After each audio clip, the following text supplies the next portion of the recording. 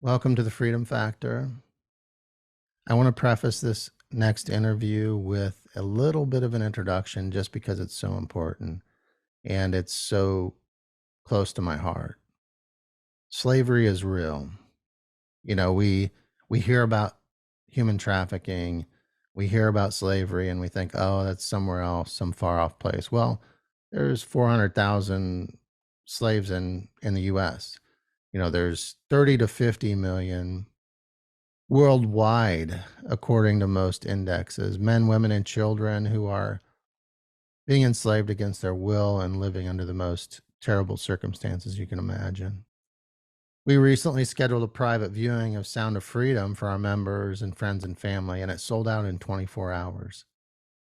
Luckily, we were able to get another theater. We'll have another 30 tickets available.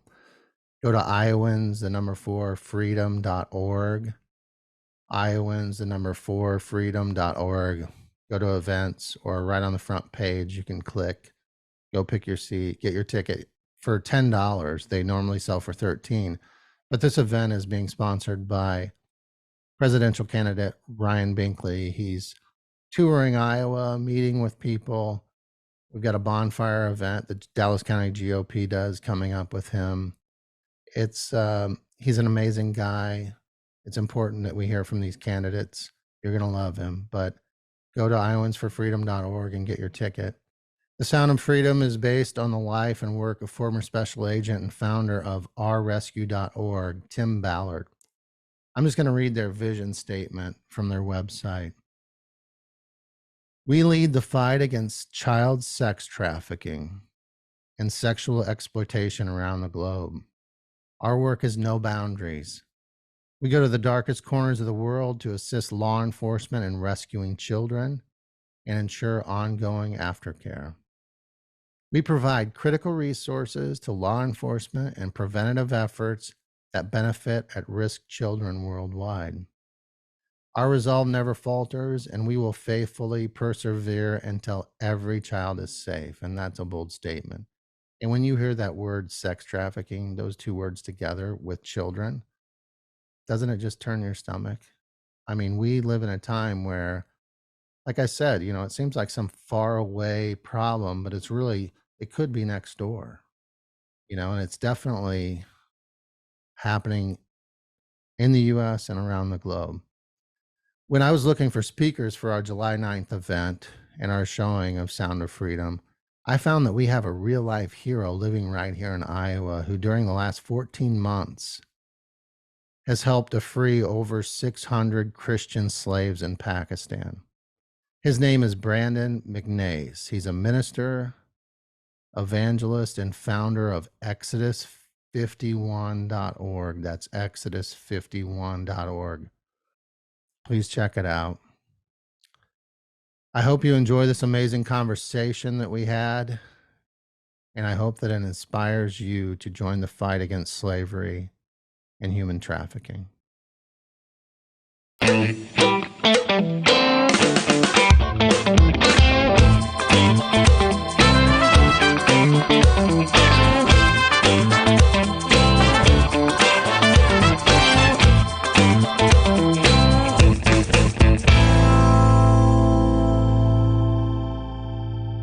All right, Brandon, welcome to the Freedom Factor. Glad to be here. How you doing? Good. I got to tell you, I've been so excited about this interview. I've been interviewing legislators and presidential candidates, and before that, doctors, and Yeah. so this is kind of cool to be able to talk to somebody who's not inside that realm or that political realm, but is a real life superhero, and that's kind of thank you. That's kind of how I look at you, as a real life superhero. When I've got your website up here, Exodus51.org, and when I scroll over the icon, it says "Ending Slavery Around the World," Brandon McNase Ministries. Yeah. So that's pretty awesome and pretty bold. So tell us about that. Tell us about your ministry and how you got to where you're at, how you ended up on this mission. Yeah, it's a long story, and everyone always says, how did you even get involved with this? And I kind of back up. First of all, I just want to say, appreciate you taking the time, and I hope this benefits your listeners. And I always like to address the fact that I'm just like you. I'm just like everyone that's probably listening to this. And so I think there's something special, when we understand that God wants us to live part of a larger story. And I think a lot of times we get so focused, and I get it, and these things that are right in front of us, and we get so focused on the day to day that we lose sight of this journey. That if we're allowed to step out in faith and obedience, that God can take us on. And I'm just as guilty as that as the next person. But I always like to say that there's always a larger story that we can participate in. And so I always encourage everyone. I'm a dreamer, and so I want to encourage everyone that would listen, that we have the ability to partner with God in some just amazing things. It's not necessarily going to be easy. Sometimes it's a little scary, but for me, I didn't plan on doing this. I was in real estate, worked at a large company here in Iowa, and did real estate development, and that was kind of my dream job. And then God called me out of that. And through kind of I don't know, you can ask questions if you want to dig deeper into specifics, Yeah, but yeah. Let's this all came about because we're showing the movie Sound of Freedom for our members, mhm, and it's sold out. We sold all the tickets in 24 hours. We rented that's the awesome. theater. We've got a presidential candidate Ryan Binkley is going to be there. Yep. Um, we would love to have you there, but we know you have another commitment. Yeah. Yeah. So hence the interview. But we met at Royal Flooring, right? Yep. Yep. And my nephew, who is your ex-brother-in-law, said Yes. prior to that, he said, you have to have Brandon McNase on your show. And Yeah. he said, you got to have him on your show. He's an amazing guy. So back to your story, people say God called me. What does that look like? Or how did that Yeah. happen? How did God call you to this mission? Yeah. So at the end of the day, I knew I had a calling of God in my life, and I think people will resonate with that. And you go, what does that really mean, right? And so sometimes God will give you a very specific thing. Other times, He kind of leads us in steps. And I was the byproduct of the second, right, the latter of the two. So I became a pastor, and then after becoming a pastor, left and became an evangelist. Okay, and so Let's basically, slow down, slow down. yeah, yeah. How'd you become a pastor, and how'd you become So an yeah. evangelist? So if you want to get in the nitty gritty, that's fine. I can talk Let's for get in the 4 hours. nitty So gritty. I, yeah, I okay, want to know. I yeah, want to know how you yeah. became a So pastor and a one day, minister. so so I did real estate development and some pretty cool projects, and I'm in the locker room, putting my suit on, getting ready to go back to work, right? And all of a sudden, and sometimes God can speak to you. I've heard audible twice, but most time it's that voice in your heart. And sometimes I would argue that voice in your heart can be louder than the one that you hear. And I'm sitting there and I'm getting my tie on, I'm getting ready to go back to work, and I heard so clearly in my heart, this is your dream for your life, but this is not my dream for you. And I was sitting there going, man, what? Did I really hear that? This is my dream job. Like, did I really hear that? And I loved God. I was, helping out at my church and all that type of stuff. And I was just like, man, what does that mean? The following day, a mentor of mine at work came to me and he said, hey, I was praying last night. I don't know if this means anything to you, but I just really feel like this is your dream for your life, but this isn't God's dream for you. And I Wow. was like, okay. And so that kind of woke me up. Okay, God, what do you want to do? And I ended up, if God tells me to do something, I'm going to do it, to a floss, or hopefully. And so I ended up quitting that job and started out on this journey of, I started a business. After I started a marketing business, because I knew God didn't want me in that realm of work. My father got sick. And so I had to put everything on hold. And he was diagnosed with ALS, Mm. and it was just a crippling, it's a horrible disease if anybody knows about that. And it took me on this 6 months journey of, we had to take care of him, so I couldn't really do anything else. It was probably the hardest 7, 8 months of my life. But through that process, I was just broken and I was kind of stripped, and I'm sitting here looking at a man that pursued all of these things, the money, the business stuff, all of this stuff, and ultimately he passed away. And he gave his life to Christ, a couple 2 weeks prior to passing away, which was amazing. But I watched this story unfold, and I thought to myself, well, what's the legacy of his life? Like what really is he leaving behind? And it kind of woke me up to these things that I had been taught. Go out, make money, go out and do all this stuff. And that's not bad, right? But for me, I said there has to be more.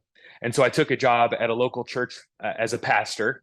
And then I was a pastor for about a year and a half, and the same thing happened again. It was in the middle of COVID, right? And if anyone's exposed to the church world during COVID, every church was pretending that we were having church, but no one was at the church, type of thing, Right. during the bad stuff. Right. So we're the audience, and there's no one in there. And I get off the stage and I go down and I sit down and I hear again in my heart, "You don't belong here anymore, and you need to leave." And I didn't even know what that meant. And then as I prayed on it, God said, "I want you, instead of being a pastor, I want you to be an evangelist." So basically, in a nutshell, I want you to travel around wherever I open a door, and I want you to tell people about Jesus.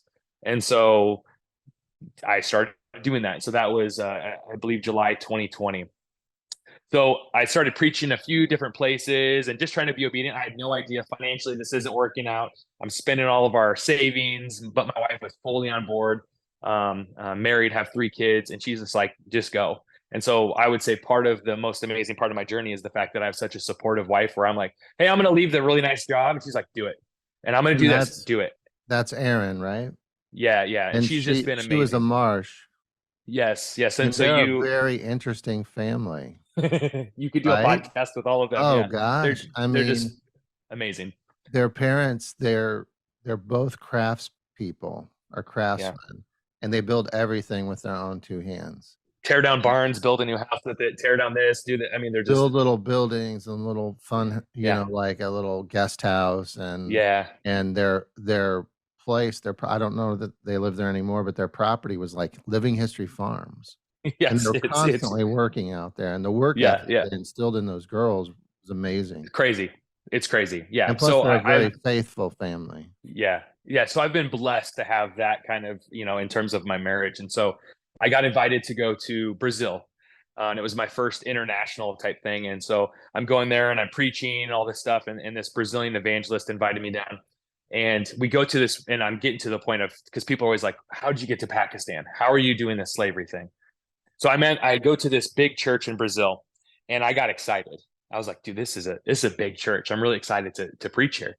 And I didn't get asked to preach that night. And I was just praying, and I was like, man, why am I not preaching? And I felt like through conversation with the Holy Spirit, it was like, why'd you want to preach here?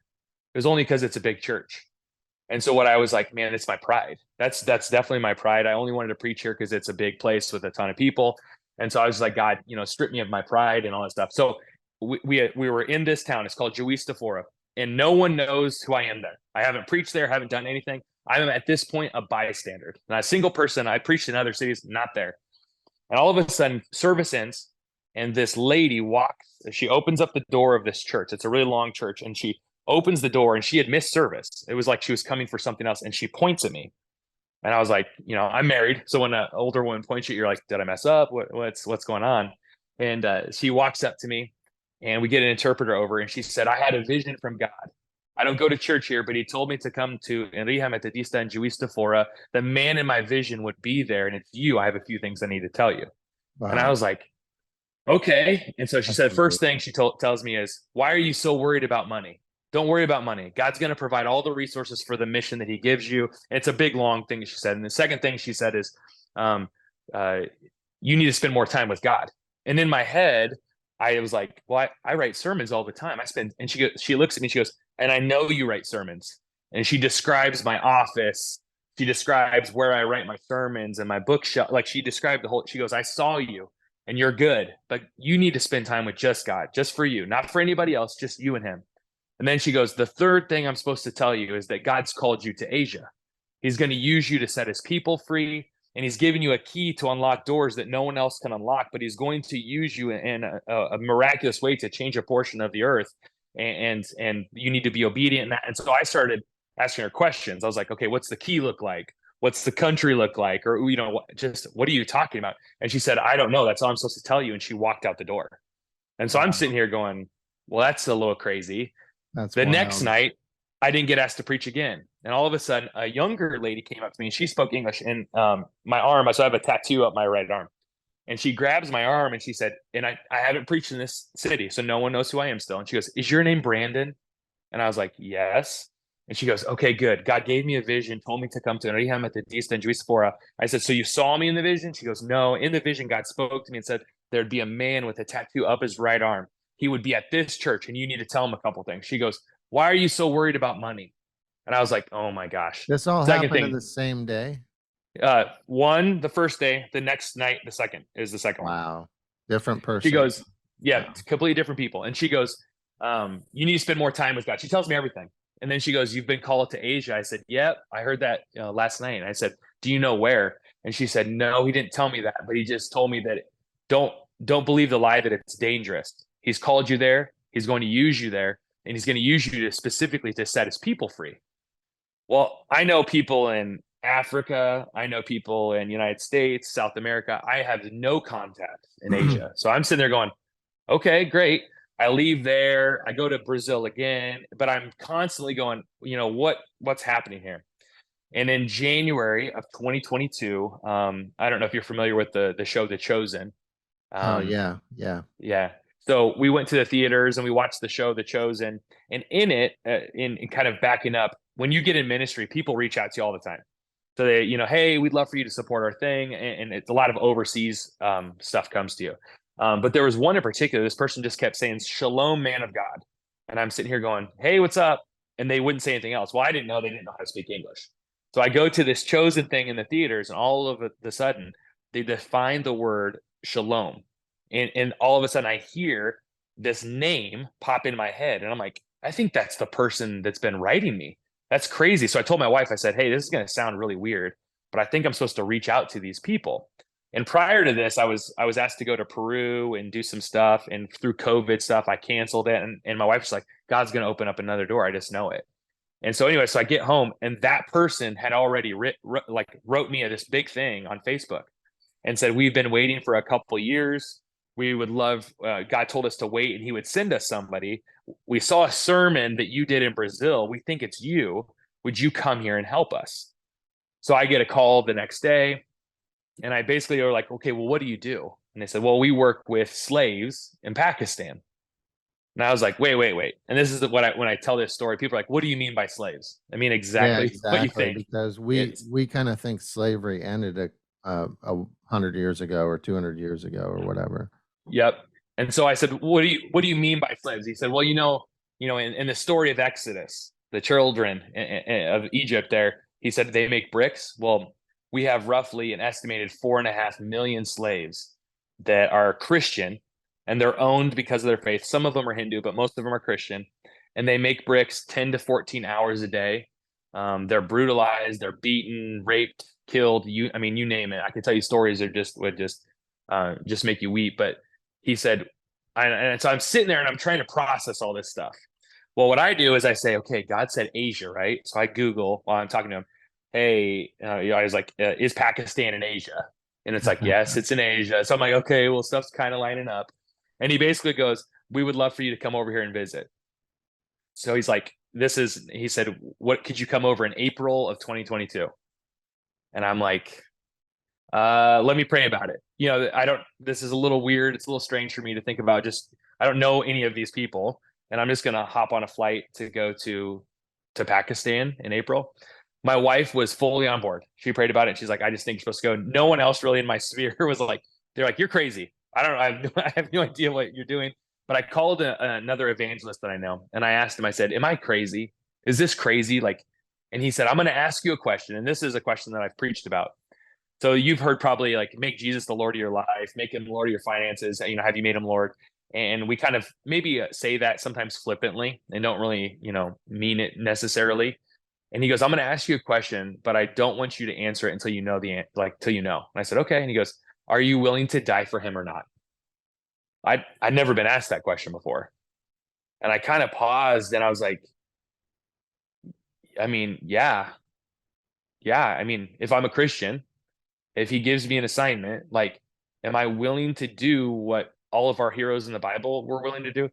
Well, if this is yeah, of course. And he goes, great, then you have to go. He goes, don't worry, God's going to protect you. But if that's what you mean, then go. And that's costly grace, right? Not Yes. cheap grace. Yeah. Yeah. It's going to Yeah. cost you something. Right. It could cost you everything, but are you willing to pay that? And I'd never been asked that before. How And long were so you an evangelist before you went to Brazil? probably about a year and a half, just off Okay. the top of my head thinking. And then prior to that, I was a pastor maybe for a year, year and a half. And then I had been involved in the church for through different, variety of things, probably for 8 or 10 years or something Okay. prior to that. And So then after you met those women who gave you that message, how long was it from then until you were that was, contacted by those folks? yeah, so that was August of 2021 that I was given that message. And then in January roughly of 2022, I was reached out. And then in April 2022 was my first trip. So not long. No, so it was a pretty quick, like boom, boom, boom. And so I'm sitting there and I'm talking, and Simon is his name, and Simon runs everything for us over there. And I said, "Well, can we buy the slaves?" And he goes, "Yeah, you can buy them." And I was like, "Oh my gosh!" So I'm faced with a dilemma. I'm not making any money, really. I can't pay our bills, and yet I can buy these people. And God, there's a line in the song that says, "Break my heart for what breaks yours." God started breaking my heart. I started getting pictures and videos of these slaves, and I would just weep. I don't know these people. I've never been to Pakistan. I don't know anybody. And it was just like it was crushing my heart. And so I didn't even tell my wife. I just started using my credit card, and I was like, "Oh, yep, get another family, get another family, get another family." And within a span of a few weeks, I had spent probably $12,000 on my credit card, prior to this trip. And I had no idea how I was going to pay it. I was like, well, if I have to sell my truck, but God just kept saying over and over again, trust me, trust me, trust me. Well, one of the churches that I preach at, they said, hey, we heard you were going somewhere. And I couldn't tell them where, couldn't tell them what I was doing. But I said, I'm going somewhere to help set people free. And that's all I can tell you. And he goes, okay. And so he said, well, I'm going to ask to take up an offering. And basically what he said is, if God gives you a number, write it down, and 100% is going to go to this trip for Brandon. And 2 days prior to me leaving, it was like 12,100 and whatever. I got a check for literally the almost the exact amount that I put on my credit card, Wow. like Wow. almost the exact amount. That's And I'm sitting amazing. here going, huh, maybe God's like pretty good at his job. Like this is this is kind of crazy. So I jump on a flight. I go to Pakistan, and I'm there. I mean, I don't know anybody. I'm a foot taller at least than everybody. I stand out like a sore thumb.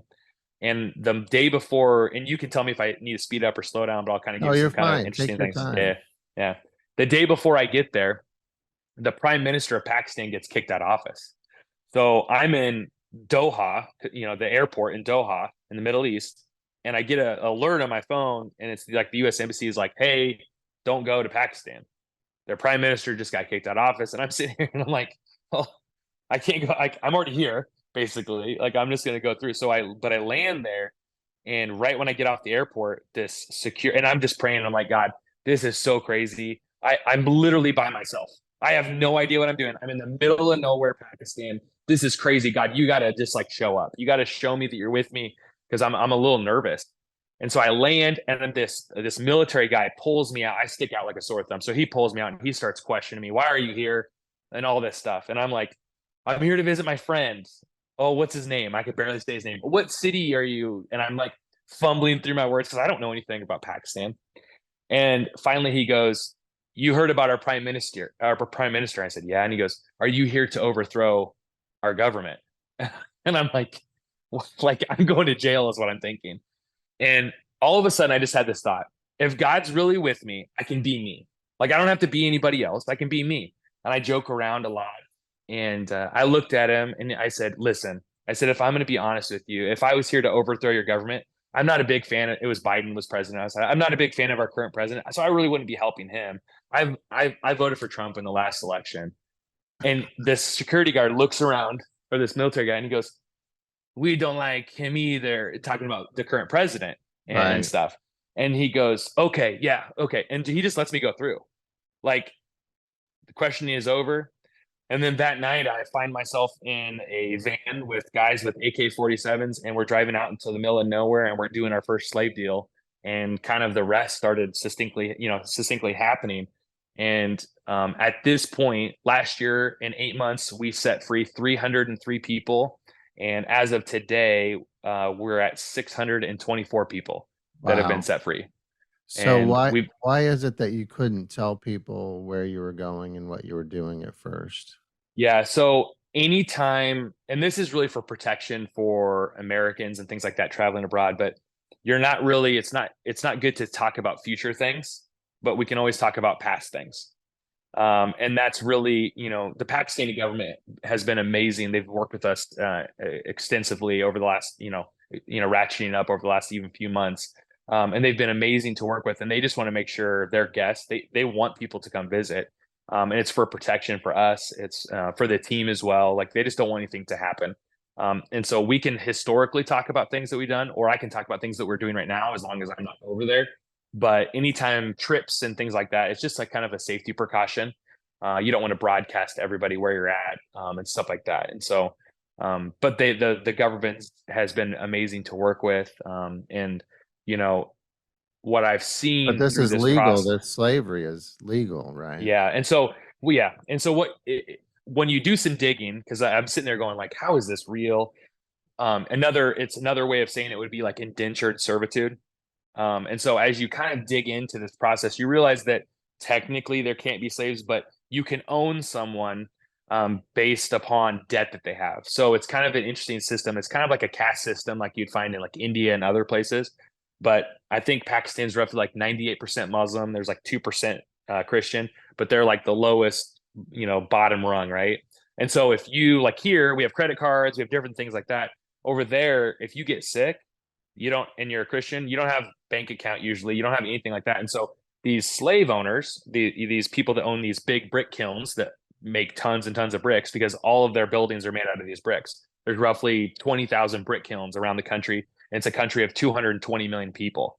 So I mean, it's a large population, and these brick kilns are needed to build up. They don't have lumber yards, all that stuff that we have over here. It's everything is bricks.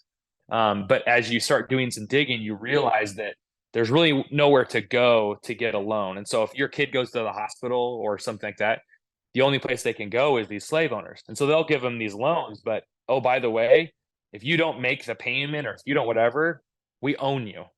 And so it's typically what I would say, what I've seen is 95% of the people that are in slavery, it's generational. So we deal with people that are fourth, fifth generation slaves. They've never known anything but slavery, because if you're born into it, well, they're property too. So every generation is property. And you, way back when, on an original debt or a debt that you accrued, most of them can't read, they can't write. And so they'll say, it's right now what we've seen is about $250 per person is what a typical on average debt is. So that doesn't seem like a lot to us, but they have a quota of bricks they're supposed to make every day. So I'll just give you an example. They have a quota of bricks they're supposed to make every single day. They're working 10 to 14 hours. Sometimes it gets up to like 115, 120 degrees. They're working nonstop because they have to hit their quota. There's a portion of the year that's the rainy season there, so they can't make any bricks. So they have to borrow money during the rainy season because they have to pay for housing. Even though they're slaves there, they basically pay the person rent.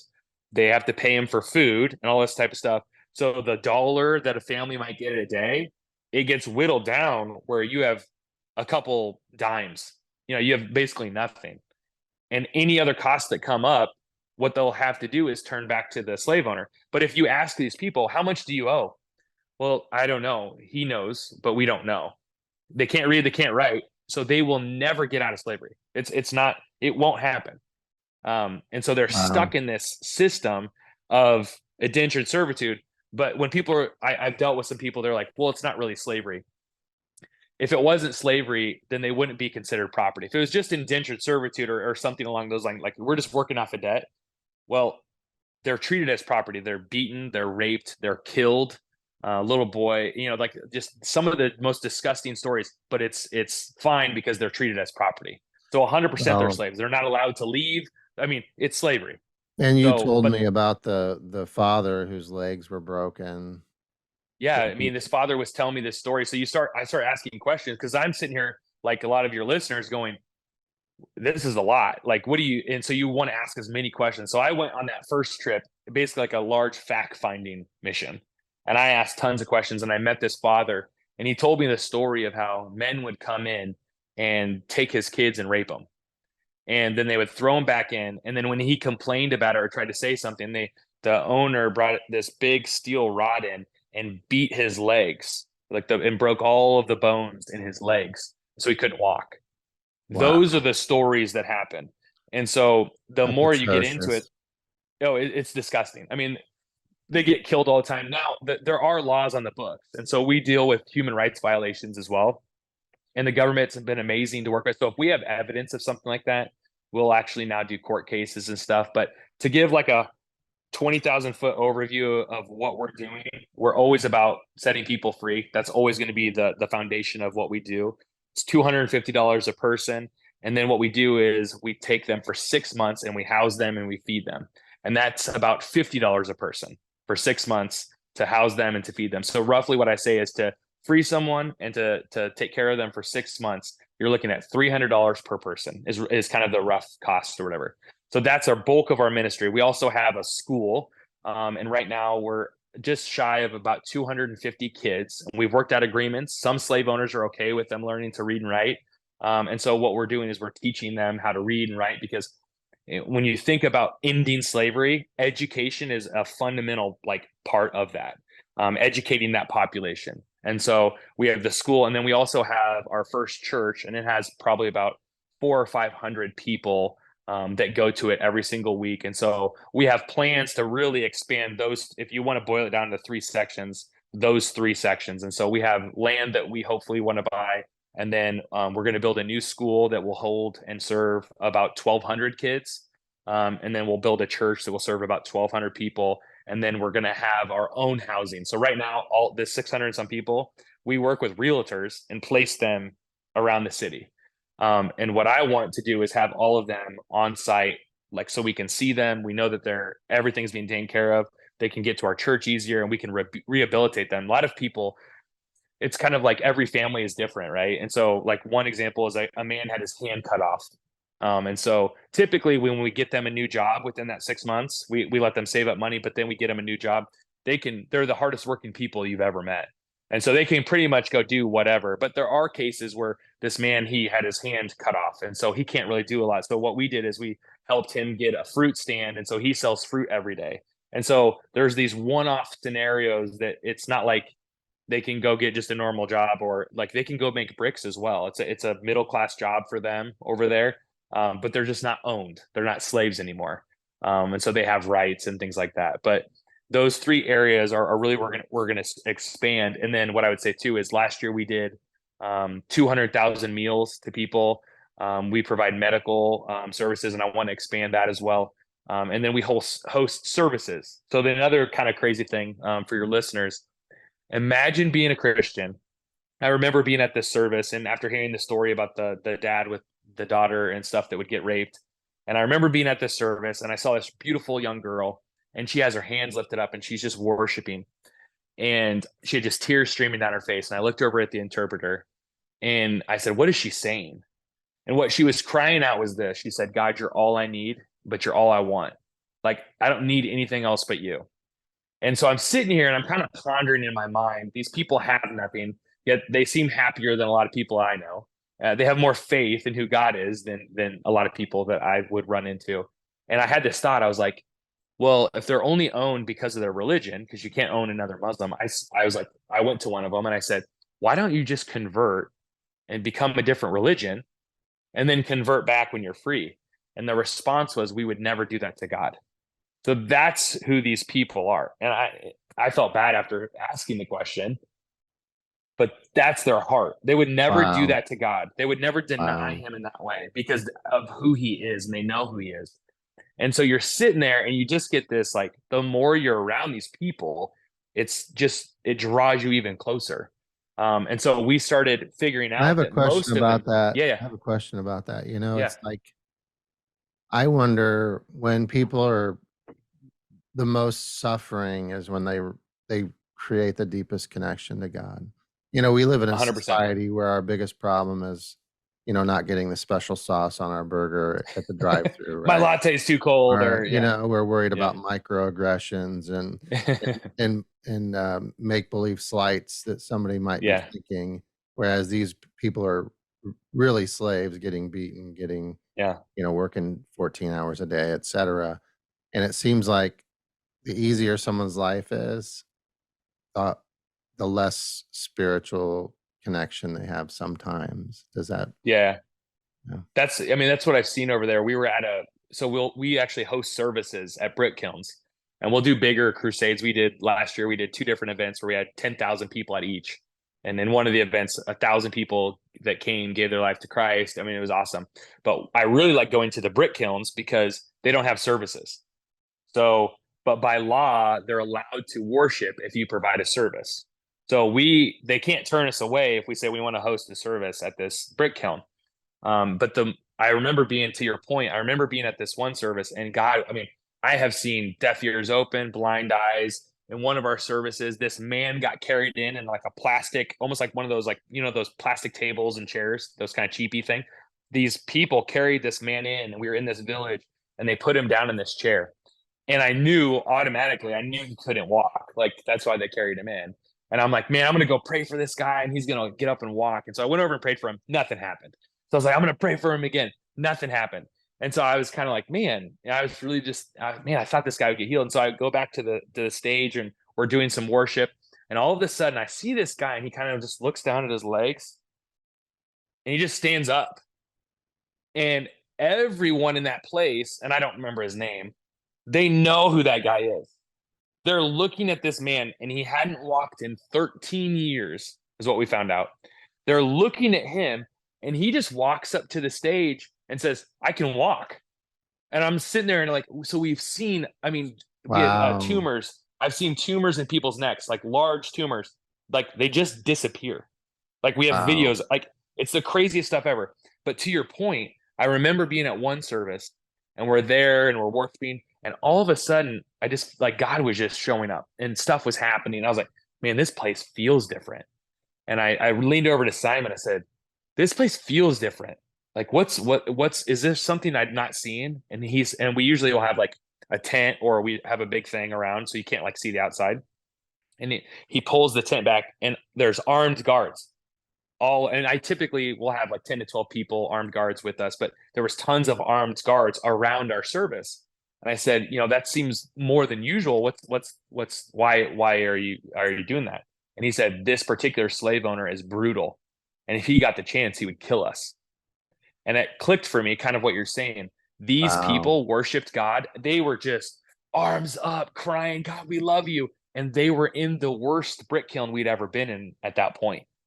And so it's almost like the level of junk coming against them drives them into this state of I've got God and nothing else. Like literally, people were being carried up to me that I thought one guy was dead. Another people are lifting up their shirts, and they've got like skin falling off. And a man, I remember this on the first trip, and it just broke me because I'm sitting here going, they're looking at me like I'm something special. And I'm like, you guys have way more faith than I do. This man came up to me, and he didn't have a leg, and he's through the interpreter, he said, will you pray that God would give me a new leg? And I just started weeping because I'm like, Wow. I don't have what you guys are. I mean, they're looking at me like I'm something special. I'm like, you guys are special. Like I'm nothing. Like I want to learn from you guys. I can't imagine having that much faith. And so to your point though, it's like the more, and I think that's, America is amazing. I love America. I love, what America was founded on, all of that stuff. But you realize pretty quickly when you have nothing, you have to turn to something. And that something is God. They Right. don't get to go to the doctor. They don't call in for a prescription. They don't call, they either, hey, God shows up or I die. They don't have Xbox or TikTok or They don't have cell TVs. phones They or don't have TVs. No, they have nothing. They've never been exposed, to outside stuff because they've worked every single day of their life for their whole life. Their grandparents, their great grandparents, that's all that they've ever known. And then I remember the first family we set free. I have a video of it, and it's just like one of my favorite things. And when I go back and visit it, that first slave that we set free, he actually is part of our church. And so I get to see him every time. And it's just so cool to see him because he was the first one. And a lot of times they don't show a lot of emotion, just because they're like dead inside. And I started on the first trip we went. we surprised. Like they didn't know we were setting them free, and it was so cool.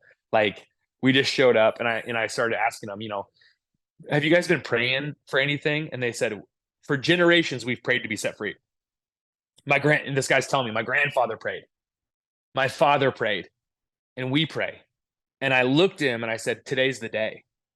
And he just, man, Wow. he just started breaking down. It like gets me Wow. emotional because I've never seen anything like that before. And he starts breaking down and he's like, today's the day. And he's just crying. And I go up and I hug him. And then his sister, who's on crutches, she's missing a leg, and because a lot of them have accidents at these brick kilns, she starts weeping. And they literally are like, we knew it would come. We knew. And I'm like, I'm seeing the fulfillment of generational prayers. And I have a hard time when God doesn't show up. And after 2 days of me asking him to show up in my life.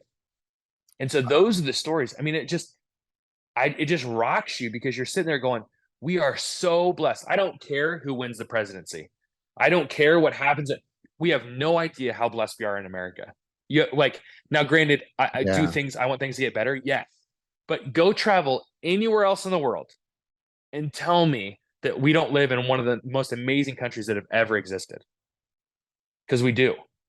Yeah, it's the truth. And we're teaching our kids to hate our country and that it's Yeah. founded on slavery and everyone's racist and et cetera. And we look at you and you're a real life superhero, and I think that we hear about slavery in the world and it's just some far off thing that, Yeah. oh, sure, I don't know if that really exists or not, but you've seen it firsthand. And I think it's so important that you bring that message to the rest of us.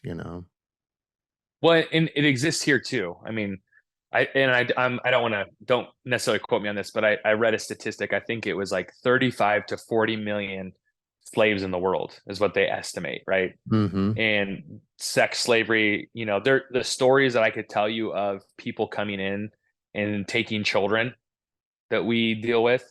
They'll come in and take them. And, one story in particular, um, there was a bunch of men in an organization that posed as Christians, came over and married a bunch of 11, 12, 13-year-old girls. And a guy on our team infiltrated that group through his job. He's a journalist. And basically, they were taking them back to their home country, and then they were selling their body parts. And like, you're like, Wow. there's no way that's true. This type of stuff, kids going missing in the United States, it's happening all around the world. And kind of to your point where, this freedom movie, I'm excited to see that because people just don't think, they're like, there's no way that this exists. And it's everywhere. It's in America, it's under our nose, and all of this stuff is happening and we have no idea about it. And you go over there and you realize it's every day. Like that's why a lot of times people are like, why aren't they? Sometimes when you set them free, they're not screaming and they're not like shouting. And I said, these people are like, they're happy in a sense when they're doing the worship service and stuff, but they're dead inside. Like I can't imagine, I have 3 little boys. I can't imagine if I had to watch, not even like a rape or kill, like if I watched another man beat my kid and I couldn't do anything about it, what would that do to you? And so you realize these people live in this just horrible situation. And then they become dead inside and they don't have feelings and they don't have emotions and they don't whatever. And it just breaks your heart. Do you see and that's gotta be horrid, I can't imagine, and you would have to throw up walls, and that would Yes. definitely change a person. Over the 6 months that you house them and rehabilitate them, what kinda changes do you see? Do you see some of that Yeah. change? And Yeah. So the fun part for me is, and what we do is we try to work with them. Um, Typically the area that we're concentrated in, they'll kind of be housed in that area. But if they have family or something like that in another area, we try to. The big thing for me is I want them to get connected to a local church. So, for example, we went to this one church. I don't remember the city it was in, but we went to this one church, and I walked in, and there was probably, I don't know, 100 people at this church, and they were just screaming, like they were so excited. And I was like, man, this church is like, it's pretty hopping in this church. So I leaned over to Simon. I said, man, this pastor must really be, I don't know what he's teaching, but these people are super excited. And he goes, no, half of this church is freed slaves. And I was like, oh, so we freed them, right? So part of what we do in this rehabilitation thing is I always try to get the people that we're setting free, we try to place them and get them connected to a local church so they have community and stuff like that. The most fun, so to your point, the most fun thing, like just like that man that I saw, to go in and be in a service and to look out into the crowd and to see people that used to make bricks be there free, worshiping with their hands up, holding their kids, and you talk to them as of right now. And I think, obviously as we scale things and get into thousands and thousands and thousands, I mean, you'll probably have stories where mental illness, like things that you probably can't overcome. But so far, the 624 people, they just didn't even ever think this would be possible. So they're living a dream, even though they don't have the best job, they don't have the best living conditions. They're living a dream right now. And the crazy part about all of this, I always ask them. I said, "What's the thing? What's the dream? What do you hope to happen now? You're free. You can do anything. Like, what do you?" Every single family says this. I want my kids to get an education.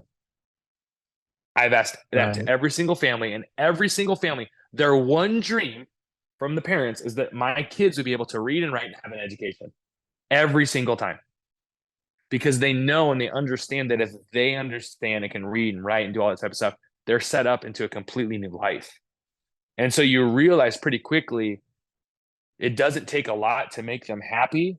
There's been a few people that I would say have been through some pretty significant traumas. When we were there this last time, we were setting some people free, and then the guy that I took with me, he wanted to see everything. This is like one of my favorite stories. And what the slave owner had done was the people that we were saving, he let them be out making bricks and stuff, but he told all the other slaves to go into their houses, like their little shacks, because he didn't want them to see us. Well, my friend that's with us was like, I want to see in the houses. And I was like, Simon goes, well, he didn't say we could go over there. And I was like, Simon, he wants to see him. Let's see him. So we got a manager over there and he started opening doors and we started, meeting families. And we met this one mother. This is just give you an example of some like trauma. And I said, tell me about your family. Her husband was in the hospital. They had to borrow more money from the slave owner because he had been burned horribly all over his chest from the brick kiln, from the fires. Burned. I mean, he has these huge sores all over. He's in the hospital. And then one of her young sons, because once you're 2 or 3 years old, you're making bricks. You're out there, their moms are holding them. But once you can walk, these kids are flipping the bricks because once you make the mud and put them in the mold, they have to be flipped as they're dried in the sun before they go to the brick kiln. So that you see these little 2-year-old, 3-year-old kids, and I videos them, and all they're doing all day is flipping and rotating thousands and thousands of bricks in 100 and some degrees. But we started talking to this Wow. mom, and her son had fallen or something dropped on his arm, and he fractured his arm, and so he had to go to the hospital too. Well, there you go. They have to borrow more money from the slave owner. So they're going further and further and further. They're not going to get out of debt anyways. But that's just another example of how it traps them. And she just started crying to me. And so I looked over at Simon and I said, hey, let's go ahead and get this family. And I said, let's get him next month. And when I said that inside, I just felt like the Holy Spirit was like, oh, you're going to wait a month? Okay. You're going to wait a Right. month. But I was scared because I'm like, man, we're spending so much money on this trip for these families and all this stuff. And I was scared again because of the resources. And finally, I was like, all right, how many days until we can get him free? And he goes, I mean, if we get the money, I can get him free in about 3 days. So I said, go ahead and do it. And we walked out, and the guy that was with me goes, hey, just send me the bill for this family. I'm going to go ahead and pay for him. And I was like, oh my gosh, that's awesome. So part of also another thing that comes up is when we set them free, they don't have a number. So like we have a social security number. They don't have an identification number because they're property. So every single person, this is another like pretty cool thing. It's like an honor for them. They're an actual person again, but we have our lawyer draft up this paperwork that releases them of the debt. And then we file that with the local government. And what the local government does is then issue them like their own social security number. So you're a person now. You're not owned. You're not whatever. Wow. It's almost like you do these deals, and it's almost like we'll go in with these heaps of cash to go do the deals with these slave owners, and it's like we're buying a car, and you have a car title. Like if anyone's ever bought a car, that type Wow. of feel That's what it feels like. And it's the name, and it's the blah, blah, blah, blah, blah. Here's the number, and it's like we're buying cars is how they're traded. And how do these are there some slave owners that won't sell the people or that So are less yeah, likely to, or yeah. So by law, they have to. If we okay. come in and satisfy debt, they have to release them. But what they can do is say, "Oh, I'm busy," or "I don't want to." They Right, can pull those right, types of shenanigans. But because of what we're doing, because of the court cases, we'll say, "If you don't want to sell us, that's fine. We're just going to take you to court." And so then they're like, "Okay, okay, okay, okay," because they have to. right. And so some slave owners, I've met a couple of them. Most of the time, they don't want to meet with me, which it's fine. And then the few that I meet, it's an interesting power dynamic because they are little kings and little kingdoms there. And really, it just takes a little bit of money, and the power dynamic is upset, but these people don't have any money. So really, what we're doing is just injecting capital. The laws are currently in place, and we can pay off debts and we can do all this type of stuff, but they don't have access to resources. And so when you inject a little bit of resources in, the power dynamic flips. Even court cases, they'll ask these lists. One really wealthy guy asked to be tried in a higher court, thinking somehow we weren't going to put the court case on. And I said, I don't care, and I won't comment on the specifics of the case. It was a really brutal case. It gave me like nightmares for a while. Some of the video that I saw of what happened to a young boy. And Wow. I was so upset. And I was like, I don't care how much it costs. We're doing this case. And he's in prison. And slaves got set free because of that. And so Oh, good for there you. are laws in place, and the government everybody's always asking about the government. They've been fantastic to work with. Every single person, they'll help us however we need. What about Um, changing the laws? I mean, what's going on with Yeah. So there are currently laws in place, but there's really no vehicle to enforce them. And a lot of it's just hard coming from an American background, thinking of like speeding tickets and whatever. Like, there's really no enforcement of a lot of things because of the manpower, or even I talked to a local government person. I said, "How do you guys collect taxes here?" Like, and he's like, "Well," and it gives you this long about, it's kind of hard, right? And so for me, I don't think we're going to be able to buy all 4.5 million of them.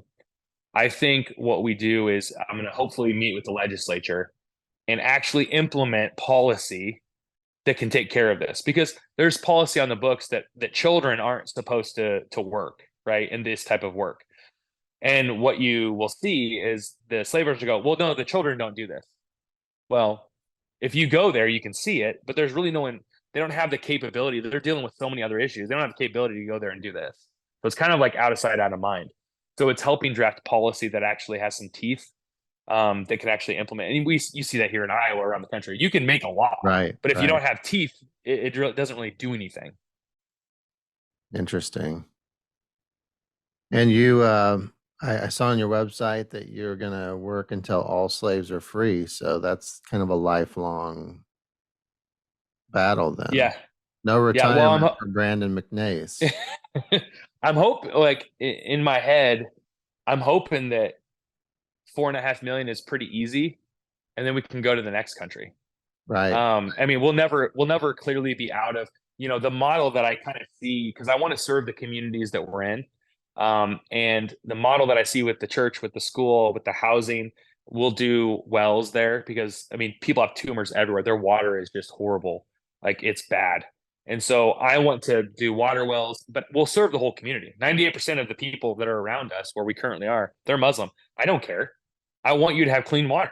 So there's this, yes, I am a Christian, but ultimately, no one should own another person. Everyone should have access to clean drinking water. Like, these are fundamental things that I believe. And so my goal is that as we make this model and we get it kind of proven out, and then we start taking care of like the people, like the blocks around our center, and we kind of expand into the city and help businesses and take care of stuff, and it becomes a model where another city goes, hey, would you come plant in our city? Would you come plant? And so even if the slaves are gone, I still want to be there for education. I still want to be there for clean water. I still want to be there for all that stuff. And then that gives us a model to go into other countries. You There's so know, many things. Yeah. If somebody's gotten to this point, I'm sure they're wondering how they can help, how they can assist, how they can donate. You're talking $250 will change somebody's life. Yeah. Yeah. So, $50 will get them, rehabilitation yeah. and different shelter. How can people do that? Yeah. So if you go to my website, it's just go to Exodus, just like the book in the Bible, 51.org. There's a giving link. So we have a platform so you can give ACH, all that type of stuff. I have a PO box. A lot of people don't like to do stuff over the internet, which I get. And so you can make out checks. People can write me on the website, but we're kind of in the middle right now of an overhaul. And so I'm hoping the next couple months, we're actually going to release a new website, new giving platforms to really expand this because we're going to need a Right. lot more dollars. And so hopefully over the next couple months, we're going to make it easier, cleaner for them to donate. But you can give as long as you have a credit card, as long as you have a bank, like a bank account, you What can better give. way And to spend $250? And yeah, you mentioned yeah, before, so exodus51.org, and you meant the numbers are 5 1, and you yep, mentioned before that it's changed the way you look at money because every time you spend money, you're like, oh, that's a life, or that's freedom for somebody, and we're all about freedom. I think yeah, about freedom the day we met at the Royal Flooring. I was giving a speech on freedom, and I was talking about freedom of speech, freedom of the freedoms we think about in the United States, that the rest of yeah, it we take for granted. We yeah, take for granted that our kids aren't going to be working 14 hours a day, and that somebody can snatch them, and that we're basically in change. We take that for granted, that's yeah. the freedoms that we complain about are different freedoms for sure. Yeah, I think it's hard because when I was telling you that story the other day on the phone, my wife has to snap me out of it. Sometimes there's a really good movie. It's called Machine Gun Preacher. Gerard Butler. It's based on a true story of a man that goes into northern Uganda, South Sudan, and fights Joseph Kony, and it's an amazing story. But he kind of loses himself in the mission a bit in the Right. story. I don't know if you've seen it all, but I would recommend it to anyone. It's a phenomenal movie. But I remember getting back from my first trip and my wife was like, "Hey, I'm gonna go up to Casey's and get it. The kids have been really good, so I'm gonna get them a couple treats." And I was like, "Oh, how much? Like, what are you gonna get them?" And she looked at me and she goes, "Don't do this. Don't do that." And so it's this. Everything is balance, right? And so yeah, my AirPods that I have in. I mean, if you want to do the math, right, Right. that's a person. Right. And so I always tell people, yeah, I mean, there's certain people. If God lays a number on your heart, I always try to be obedient to that. But also, if I'm not careful, because my personality, I literally was like, I'm selling the house. And my wife's like, what? Right. What? Calm down. I was like, I'm selling the house. We're going to sell everything. We're just going to buy as many people. And she goes, whoa, whoa, whoa, hold on. Like, this is our home. I support you with doing this. I support us using our savings for this. But at some point there has to be a line because our family is matters too. And so what I would say, and I would caution people to get into something, even I was free, anything that you get really passionate about, you can lose sight of your family. You can lose sight of things that at the end of the day, I'm called to be a father and a husband. And you know what? My kids love sports and they want to go to camps and all that type of stuff. And it's trying to find that appropriate balance.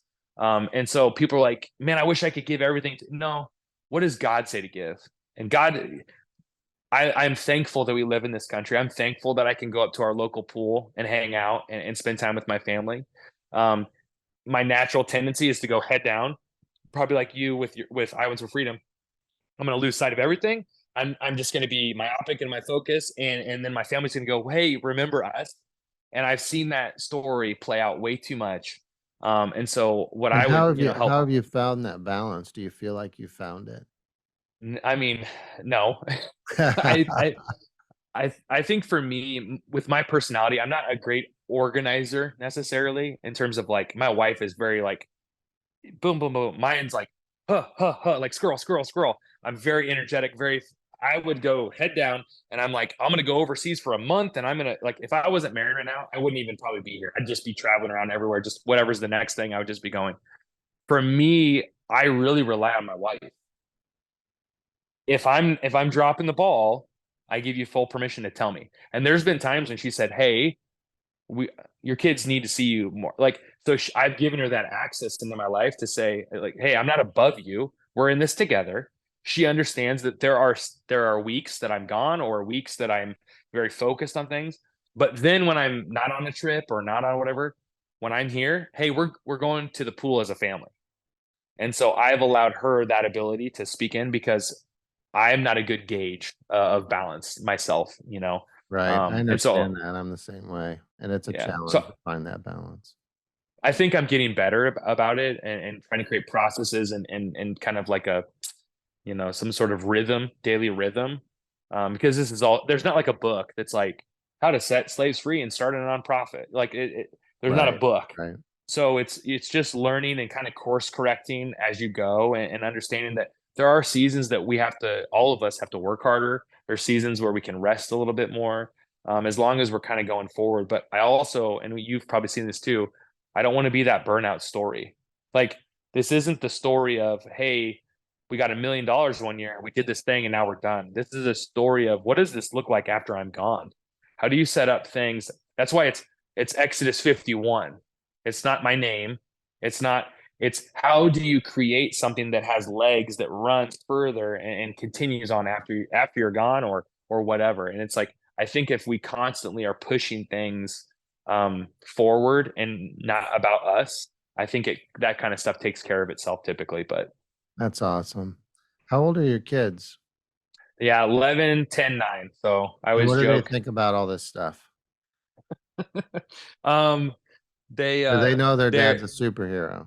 well, yeah. I mean, I use that language. My wife's very quick to be like, well, okay, guys, you know, Come on. yeah, yeah. But they know what I do. Um, I think I saw this video on social media where it was a guy talking about reading his Bible in front of his kids, and or he was reading his Bible on his phone, and then he was like, man, I should really read the Bible because I think my kids are just seeing me. They're probably thinking I'm on my phone.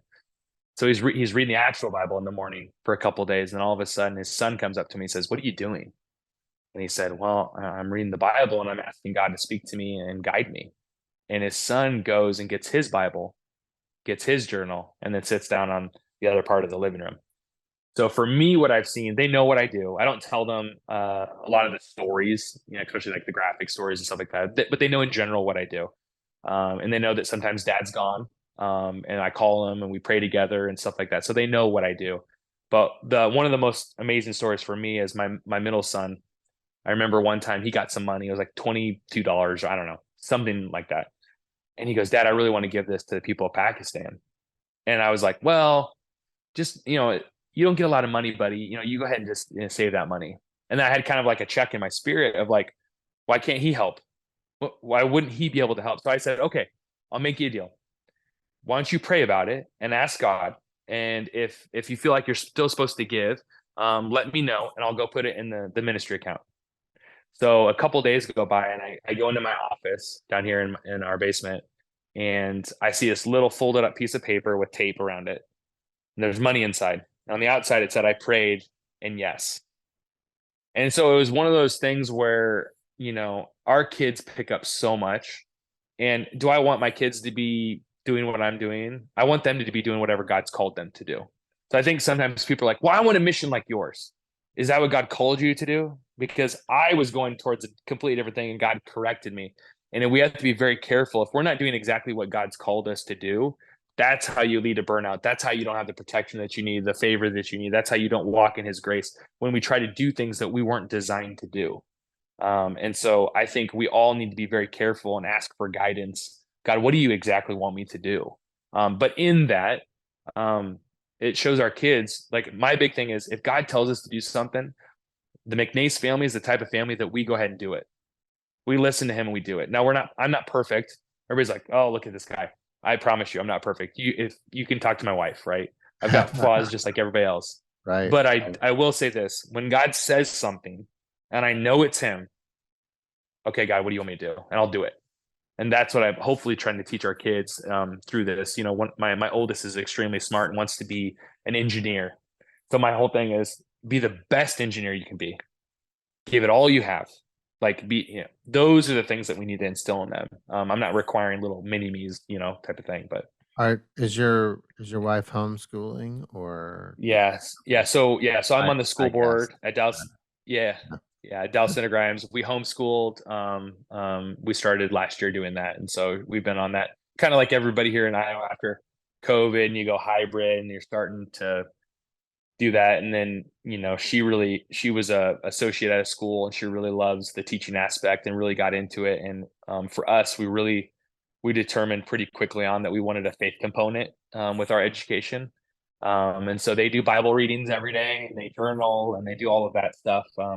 I still love public school. Obviously, I'm on the school board of a pretty large school, and Right, so right. a lot of friends and family go there. And so, obviously we're going to try to make that better. But I like the idea of homeschool, private school, public school is like everything, right? Let parents decide what's the most appropriate for them. Some parents don't have the ability to homeschool. That's fine. And so, but for us, my wife kind of led the charge on that, and prayed about it. And there's been issues and challenges, when you're teaching your own kids. And um, but overall, we just thought, life goes by so quick. Our kids are already, it's like, man, our kids are old, so old already.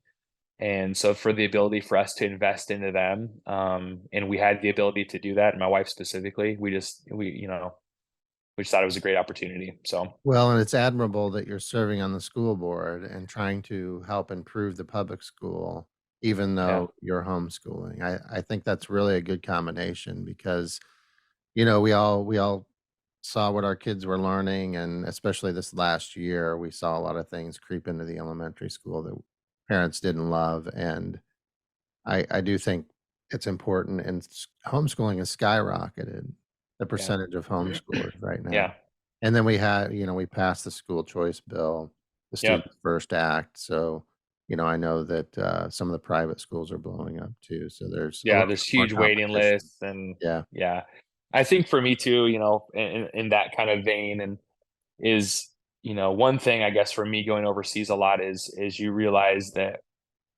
I've interacted with a lot of people in the Muslim faith, and they've been amazing to me. We have different beliefs. We have different, even on the school board. I'm probably fairly opinionated, Oh, I to say can't the least. imagine that you'd speak up, speak your mind. but but what I've realized pretty quickly, and I was that guy, years ago, that was I would get so angry at stuff, right? Stuff you'd see on the news, and you just get, oh, well, and if you're not careful, it can lead you down this path where all you see is the negative, and you just, what are we going to do about this? And it becomes this thing that guides you, and I don't want that to be my guiding principle. And so what I've tried to, at least on a school board, there are people that have very different views than me, and what I keep telling myself, because I don't want to get worked up, or I try not to, is they want the best too. They have a different way of getting there. And so, the thing that I've seen, at least in our society, is that we've created these camps, and they've gone maybe further and further and further apart. And we less and less talk about what we can agree on. So I love to start a conversation. What is there that we share? You know what I mean? But what I would say is that, some of the legislation, especially in Iowa, I think giving opportunity for parents to choose different things. If a parent wants to choose a certain path, I mean, that's their choice, right? But as long as they have the opportunity, and they know what actually is happening, and have visibility into whatever, I think that's the most important part. Because from what I've seen on both sides, parents feel like they're not ever heard. Like, communication is key. Like, it's such a simple thing, but no one ever really feels like they're getting heard. So then they get louder and louder and louder. And at the end of the day, if we would just listen, that doesn't mean I'm necessarily. I have, trust me, I have meetings with people that I probably agree on very little, but I respect them and I listen to their opinion. And even our boys, they've said some stuff before that they've heard, and I said, unless you can argue your point on like a policy, or especially in politics, I was like, if we don't know why you stand for something, I don't want you to say something. And so trying to teach them to be intentional, I think that's, if I can understand what the other person is thinking. Because for me, here's like a prime example. I have to walk into a slave owner's land, his little kingdom, and I shake his hand, and I thank him for allowing us to be here, all while I know what he's doing to those people. Right. It takes everything inside of me to not like, especially when I first went there, I'm like, I just want to just strangle this guy. Like he's Oh, just an sure. evil person. But he's been raised, his father and his grandfather and his great grandfather did the same thing. That's all he's ever known. And so if I can, now there's certain times that it doesn't work out this way, be as nice as I can, extend grace as much as I can. And I just tell them, thank you so much for working with us. We really appreciate you working with us. We look forward to seeing you in the future. No, ideally, I'm going to take all your slaves from you. But I'm going to, in the process, I'm going to be extremely nice to you, and because they're people too. And so I think going through those interactions, when I come here, the stuff that used to make me really angry on the school board and stuff like that, it's not that it's not important anymore, but it turns into this like small potatoes thing for Well, me. right. You got a whole different perspective now. Yeah. And so my lens has changed. And so I would say I have a lot more now, a lot more grace for others than I probably did before. And typically on the people that don't agree or, think a different way, there's typically something that has happened to them, a past trauma. There are things, the reason they're so passionate about XYZ a lot of times is because something has happened. And it just takes that conversation of saying, why? Why would you think that way? And you realize pretty quickly, if I lived in a different country, if I was exposed to a different thing, I probably would have different views as well. And so trying to extend them that grace, I think is important. Right. Yeah, for sure. And your faith, I'm sure, helps a lot in that. I mean, my mom always talked about, or at least I know that she believed that there was a Christ within every person. When Mother Teresa was asked, "What are you doing in Calcutta?" and she said, "I'm taking care of Christ in all his distressed forms." Yeah. There's some sort of, and when Christ said the kingdom of God is within you, it's buried under this ego, it's buried under these beliefs, it's Yeah. buried under these things we've learned. And we, love your neighbor. We should treat people with kindness and understand that within there's this spark of life that's beautiful and could shine through if we can reach it or get to it somehow. Some of the most amazing people that I've met are of the Muslim faith. They have been so generous, so kind to me. Um, and at the end of the day, they believe in our mission still, right? And Right, so you're sitting there and you're like, what the world is going to tell us is that we need to be divided and we need whatever. right. And you're sitting here going, we have much more in common. Now, not everyone, Yeah. but there are certain people that I'm sitting here that have given me hope because I'm sitting there going, if I can sit across the table from somebody that the world has told me hates me and I'm supposed to hate them, and we have some of the most amazing dinners and some of the most amazing people laughing, joking with them. It's just really opened my eyes to the idea of humanity, and it changes everything when you have these experiences with these people that you're, you know, supposed to not like, and you're going, well, they're great, they're great people, and you realize it's just where they were born. They're great people, though. If they were born here, we'd probably have been friends. Well, and we have to get back to that idea that we're all human beings. We Hmm. constantly are dividing ourselves into smaller and smaller and smaller groups based on different identities or different, Yep. genders or skin color or whatever Yep. else. There's an infinite number of ways to divide ourselves. Yeah. But when we come back to, hey, we're all human beings, we're all connected because we're part of the human race. We're children under God. Yep. I mean, that's how we come together and cross those barriers. Some of the greatest spiritual leaders are the leaders that, you had Thich Nhat Hanh, who was Buddhist. You had Thomas Merton, who was a Catholic monk. You had Martin Luther King Jr. I mean, those guys came together and worked together, loved each other, and considered each other brothers, and Yep. created incredible positive change. Yeah. Yeah. That's awesome. Yeah. But anyway, well, Brandon, thanks so much for joining us. Yeah. Your mission is it's something that I don't know how you could not hear about it and not want to be a part of it, or how you could hear about it and not want to be a part of it. Yeah. I think every man kind of wants to be a hero. We all have that internal desire to save people, Yes. to lift people Yeah. up, to protect the innocent, to cherish the feminine. And when Yeah. I hear your story and I hear what you're doing, I mean, it just tugs at my heart. I mean, it's just I want to be involved, so I hope that somehow we'll find a way to do that. But Yeah. Yeah, I think like what I talked about, all kind of a good way to end this is going back to the beginning when I said we were created to live part of a larger story. And I think all of us, there's a book by John Eldridge, Wild at Heart, and it talks about, I've there's read an it. adventure to live, there's a beauty to rescue.